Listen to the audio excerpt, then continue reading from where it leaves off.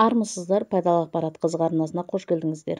Бүгінгі тақырыбымыз мұрын бүтелуі туралы болмақ. Үйде мұрынның бүтелуін қалай жеңілдету туралы шешім қабылдамас бұрын мәселенің себебін білу керек. Әдетте бұл симптом келесі факторларға байланысты. Ұзақ құрғақ ауа бар бөлмеде болу, мұрын септумының қисығы, зиянды жағдайда жұмыс істеу, мұрын қуысына бөтен дененің енуі. Суық тиюден, аллергиядан немесе тұмаудан туындаған мұрынның бүтелуімен күресудің ең қарапайым әдісі бөлмедегі құрғақ ауа қоздыратын проблемадан құтылу оңай. Мұрын септумының қисықтығына келетін болсақ, бұл жерде хирургиялық емдеу көрсетілген. Қауіпті өндірістерде жұмыс істейтін адамдар әрқашан жеке қорғаныс құралдарын, респираторларды, маскаларды қолдануы керек. Егер мұрынға бөтен дененің енуіне байланысты тыныс алу қиын болса, шұғыл түрде травматологтың көмегіне жүгіну керек. Үйде ауыр мұрын бүтелуін жеңілдетіңіз. Мұрын бүтелуін базоконстриктор тамшыларымен емдеу қажет емес. Осы топтың дәрі-дәрмектері ісінуді тез арада жеңілдетеді. Соның салдарынан пациент дереу денсаулығының жақсарғанын атап өтеді. Бірақ оларда көптеген қарсы көрсеткіштер бар. Сонымен қатар, ұзақ және бақылаусыз қолданған кезде суық тию шырышты қабықтың атропиясына әкелуі мүмкін. Ауру мұрын бүтелуінен құтылу мүмкін емес.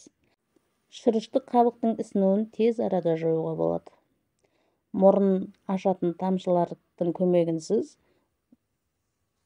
басқалай әдістерді қолдануға болады. Олар қауіпсіз және оны балалар, жүкті әйелдер қолдана алады. Жөтенмен ғана емес, мұрынмен де көрінеді. Процедура барысында пациент емдеу сұйықтығының жұқа ағынын мұрнымен демалады.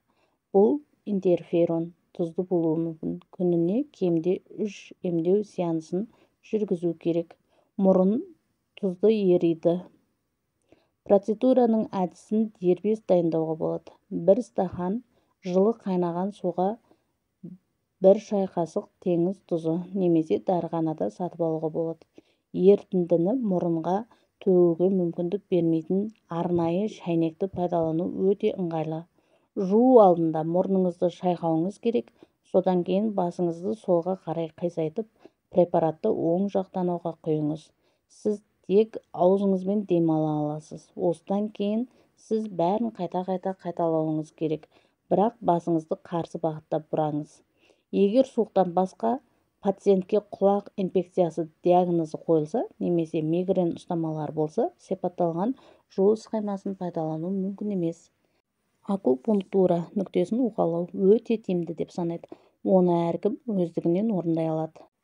Саусақты мұрынның бұрыштарындағы тесіктерге салып, айналмалы қозғалыстарды сағат тілімен, содан кейін сағат тіліне қарсы бағытта жасау керек. Осыдан кейін саусақтарыңызды мұрын ішіндегі жанында орналасқан көздердің бұрыштарына қойып, сағат тіліне қарсы тағы оң қозғалыс жасау керексіз. Бұл массаждың 3-ші кезеңі құлақтар мен құлақшалардың артындағы шегеністерді уқалау. Барлық жаттығуларды күніне 4-5 рет қайталаңыз. Мұрынның ісуін халықтық емдеу әдістерімен қалай тез жоюға болады? Мұрынның ісуін азайтуға арналған танымал рецепт қайнатылған пияз шайы. Ол келесі рецепт бойынша дайындалады.